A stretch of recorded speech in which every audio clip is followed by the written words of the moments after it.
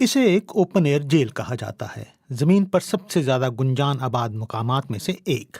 لیکن وہاں رہنے والوں کے لیے غزہ واقعی کیسا ہے، اور کیوں اتنا چھوٹا سا غریب علاقہ ایک بار پھر عالمی توجہ کا مرکز بن گیا ہے؟ غزہ کا علاقہ صرف 40 کلومیٹر لمبی اور 10 کلومیٹر چوڑی زمین کی پٹی پر مشتمل ہے۔ آپ پیدل اسے 8 گھنٹے میں عبور کر سکتے ہیں۔ یہ اسرائیل کے جنوب مغرب میں واقع ہے اور مصر کے ساتھ بھی اس کی سرحد ملتی ہے۔ یہ دنیا کے سب سے زیادہ آبادی کی کثافت والے علاقوں میں سے ایک ہے، جہاں 5700 سے زیادہ افراد فی مربع کلومیٹر پر رہتے ہیں۔ تقریباً 20 لاکھ فلسطینی غزہ کو اپنا گھر کہتے ہیں، ان میں سے تقریباً نصف بچے ہیں۔ غزہ کی تاریخ قدیم دور تک پھیلی ہوئی ہے، لیکن اس کے لوگوں کو اب اپنے تاریک ترین لمحات میں سے ایک کا سامنا ہے۔ کھانا نہیں، رہنے کی جگہ نہیں، ہر کوئی ہم پر حملہ کر رہا ہے۔ ہم خود کھا سکتے ہیں، نہ اپنے بچوں کو کھلا سکتے ہیں۔ انہوں نے ہمارے گھر تباہ کر دیے ہیں۔ ہم اس طرح نہیں رہ سکتے، ہم کہاں جائیں؟ اسرائیل اور مصر نے کئی سالوں سے غزہ کی ناکہ بندی کی ہوئی ہے۔ قلعہ بند باڑ غزہ کو اسرائیل اور مصر سے الگ کرتی ہے۔ ایریز اور رفح صرف 2 بارڈر پوائنٹس ہیں جہاں سے لوگ آ جا سکتے ہیں۔ یہ پوائنٹس سامان کی نقل و حمل کے لیے بھی استعمال ہوتے ہیں۔ بہت سے غزہ والوں نے یہیں اپنی پوری زندگی گزار دی ہے۔ اس کا مطلب ہے کہ بنیادی اشیاء تک رسائی اکثر کم ہوتی ہے۔ اب صورتحال مزید خراب ہو گئی ہے۔ حماس کے حملوں کے بعد ہونے والی اسرائیل کی فوجی کارروائی کی وجہ سے پانی اور بجلی کی ترسیل بری طرح متاثر ہوئی ہے۔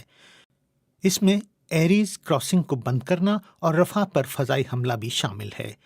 We are lacking simply everything.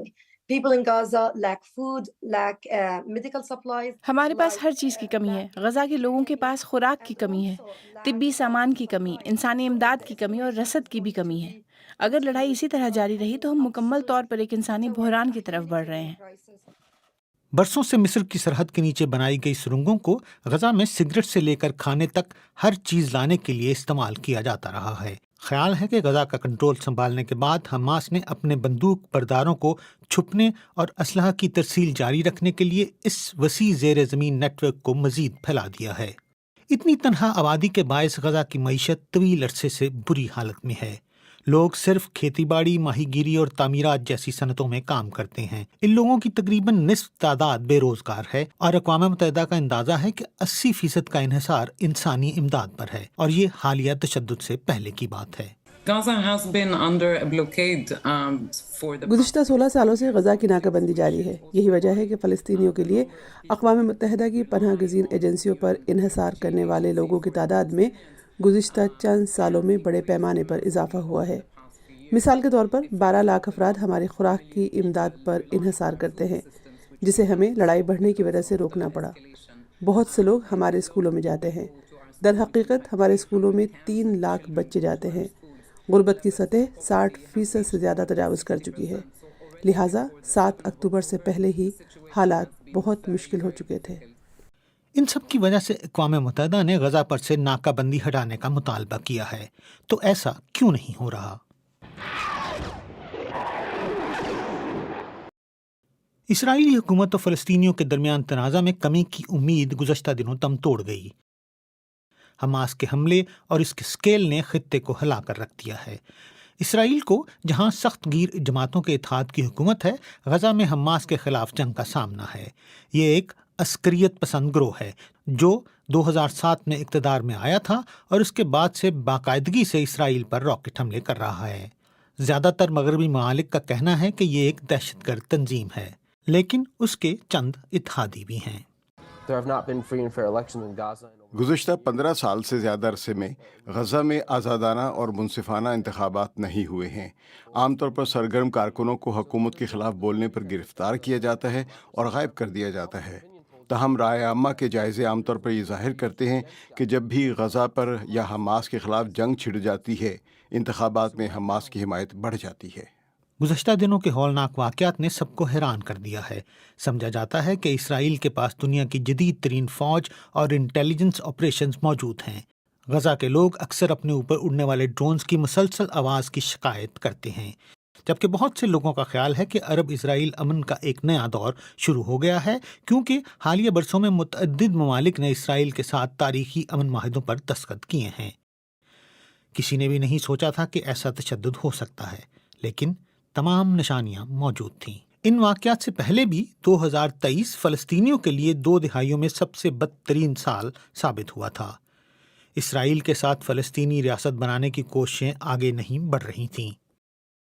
غرب اردن میں، جو فلسطینیوں کا دوسرا بڑا گھر ہے، اسرائیلی حکومت نے یہودی لوگوں کے لیے بستیوں کی توسیع کو آگے بڑھایا ہے، جس کے نتیجے میں وہاں رہنے والے فلسطینیوں کے ساتھ اکثر جھڑپیں ہوتی رہتی ہیں۔ یہ بستیاں بین الاقوامی قوانین کے تحت غیر قانونی سمجھی جاتی ہیں، لیکن اسرائیل اسے مسترد کرتا ہے۔ پھر یروشلم میں، جو دنیا کے 3 سب سے بڑے مذاہب کا مقدس شہر ہے، مسلم برادری مسجد اقصیٰ کے غیر متفقہ دوروں کی وجہ سے ناراض رہی ہے، اور جس کے نتیجے میں اسرائیلی پولیس کے ساتھ پرتشدد جھڑپیں ہوئی ہیں۔ یاد رہے کہ یہ یہودی لوگوں کے لیے بھی ایک مقدس مقام ہے، جو اسے ٹیمپل ماؤنٹ کہتے ہیں۔ اب اسرائیل کے وزیر اعظم بنیامین نتن یاہو نے عسکریت پسندوں کے خلاف طاقتور انتقام کا عہد کیا ہے۔ حماس کے حملے کے 72 گھنٹوں میں غزہ کے زیادہ آبادی والے علاقوں میں تقریباً 4000 فضائی حملے کیے گئے۔ اقوام متحدہ نے غزہ تک انسانی ہمدردی کی بنیاد پر رسائی اور شہریوں کے تحفظ پر زور دیا ہے۔ وزیر اعظم نتن یاہو کا کہنا ہے کہ یہ صرف آغاز ہے۔ ان کا ہدف غزہ میں اقتدار کی مکمل تنظیم نو ہے، اور یہ کہ آنے والا آپریشن مشرق وسطیٰ کو بدل کے رکھ دے گا۔ اپنے شہریوں کے بہیمانہ قتل عام کے بعد اسرائیل کی اشرافیہ سے بہت کم آوازیں ہی تحمل کا مطالبہ کر رہی ہیں۔ We do understand that in order to bring Hamas to a phase of ہم سمجھتے ہیں کہ حماس کو شکست کے مرحلے تک پہنچانے کے لیے ہمیں غزہ میں ایک بہت بڑا معاشی اور انسانی بحران پیدا کرنے کی ضرورت ہوگی، جہاں شاید لاکھوں لوگ بھوک سے مریں گے، اور ان کے پاس نہ صرف توانائی اور پیٹرول نہیں ہوگا بلکہ پانی اور خوراک بھی نہیں ہوگی۔ اور صرف اسی طرح کے دباؤ سے ہی کچھ حاصل ہو سکتا ہے کہ اسرائیل بعد میں یہ کہنے کے قابل ہو جائے گا کہ ہم نے سبھی اقدامات کیے، ہم نے اس دشمن پر فتح حاصل کی، اور جو کوئی ایسی کوشش کرے گا اس کو اسی طرح کے نتائج کا سامنا کرنا پڑے گا۔ anyone else who will try us will face a very similar result. اب ہمارے پاس ایک یہی مشکل سوال رہ جاتا ہے، اگر ناکام مذاکرات، سخت گیر سیاست اور غزہ میں سخت ہلاس زندگی ہمیں اس مقام پر لے آئے ہیں، تو کیا غزہ کے اندر اسرائیل کی طرف سے شدید فوجی کارروائی کچھ مختلف کر سکتی ہے؟